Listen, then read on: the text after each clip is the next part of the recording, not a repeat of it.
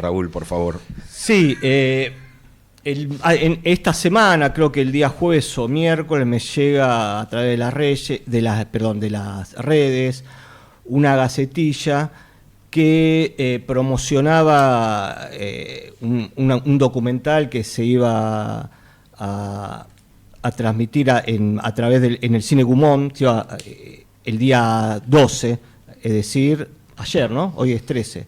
Exactamente. Un documental que me llamó la atención el título y que el director es Andrés Cedrón, que es un cineasta documentalista argentino hace largo tiempo, a pesar de que es joven, que sigue un poco el camino de Pino Solanas o de David Blaustein.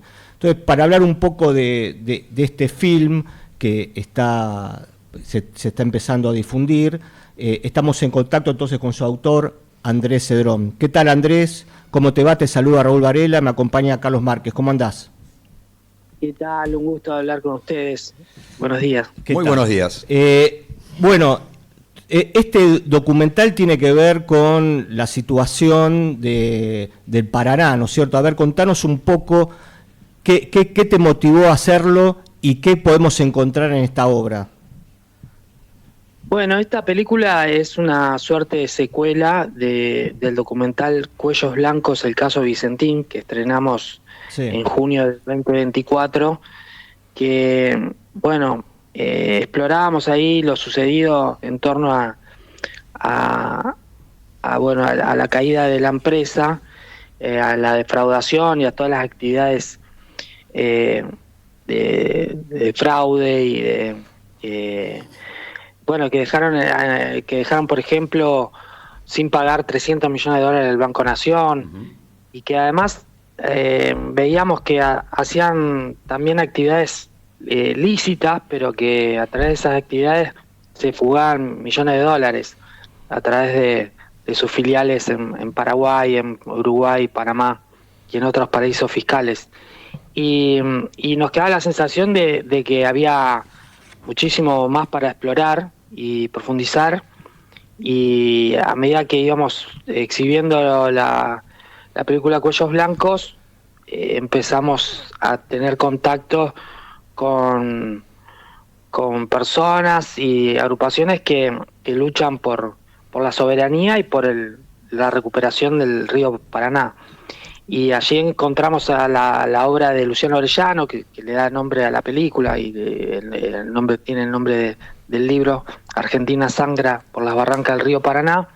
Y así, con esos dos pilares, con la experiencia de Cuellos Blancos y con el trabajo que había hecho Luciano y el Encuentro Federal por la Soberanía, que dicho sea de paso, hay una nueva edición este 20 de junio,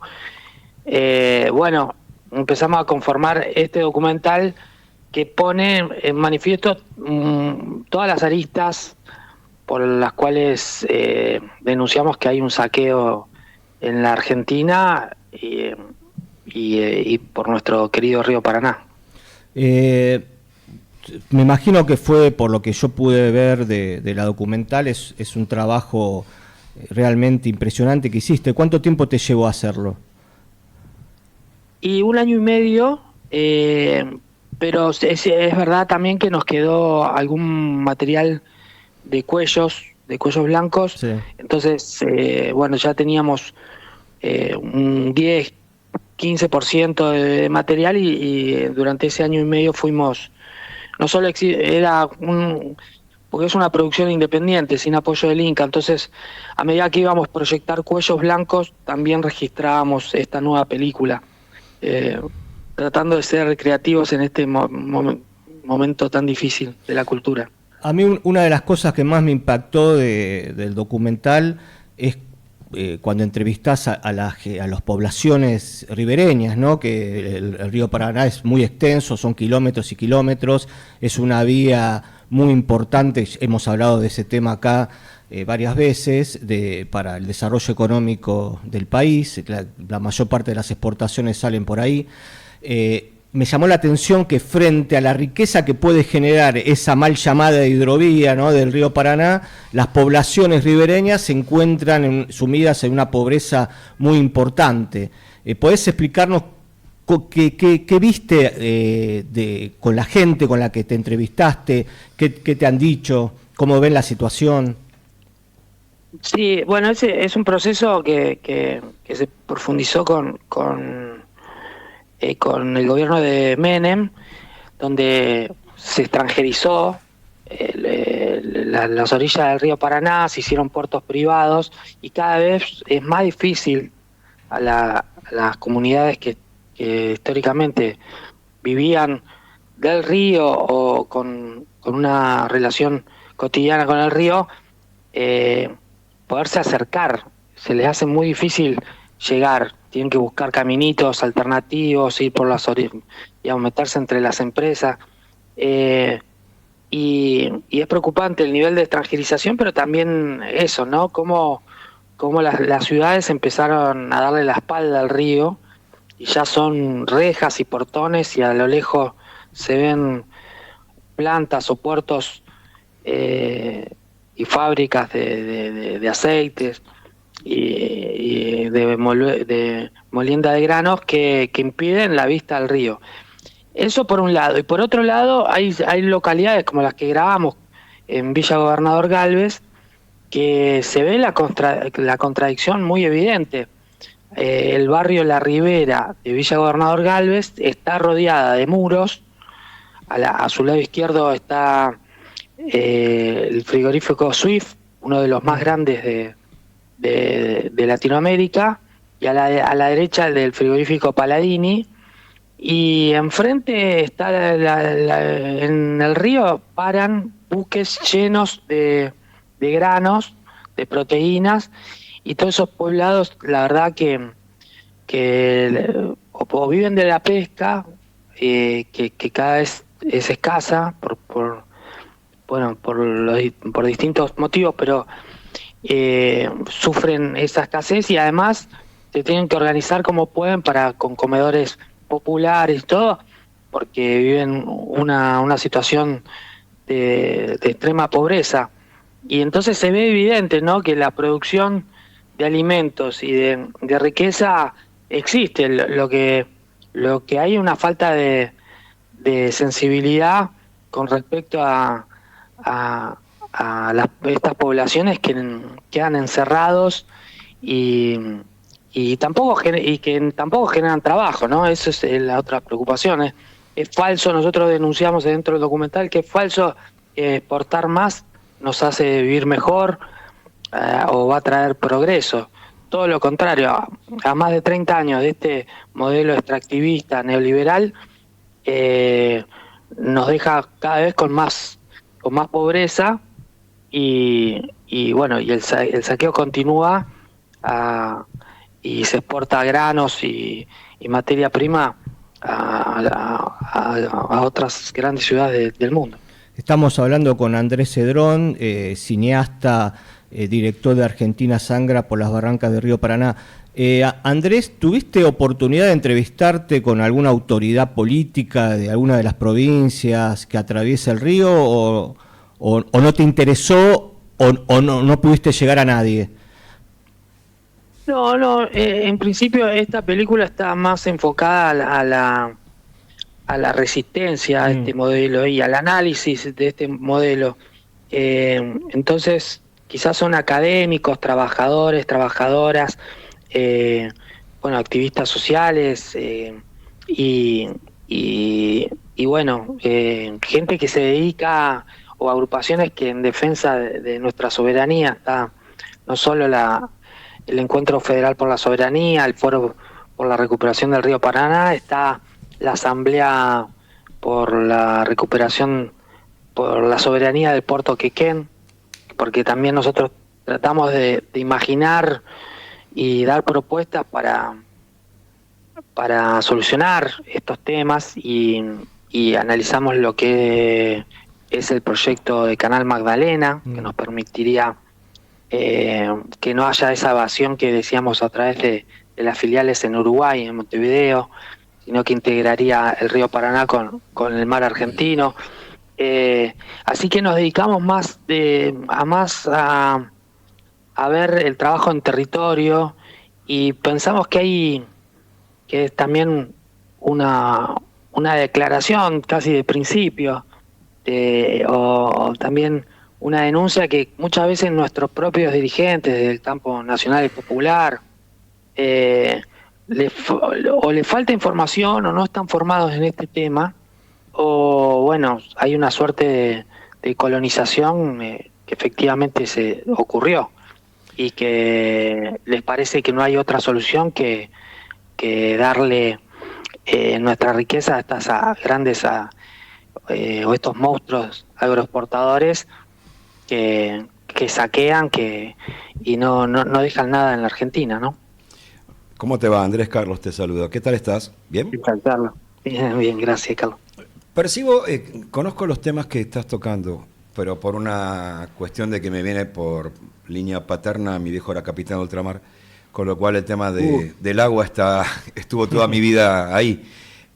Y noto que te pasa lo mismo, estás hablando del puerto de Quequén, que tuvo el año pasado una discusión enorme acerca de cómo seguir administrándolo. Estás hablando del canal Magdalena, que hace años que se viene planteando dragarlo y nadie termina de ponerle la draga. Y ahora la cuestión, hay dos. La primera, ¿de dónde te viene? Te hago las dos juntas para que lo desarrolles. La primera, ¿de dónde te viene la inquietud por los litorales? La segunda, en tu referencia a las comunidades empobrecidas y demás, los censos marcaban hasta principios de los 90 que el 15% de la población de las provincias de la Mesopotamia vivía milenariamente, centenariamente, desde siglos en las riberas, y que habían generado un sistema económico de pesca y comercialización que requirió, obviamente hubiera requerido en algún momento el apoyo del Estado para generar incluso una masificación de ese consumo con un cuidado, etcétera, etcétera.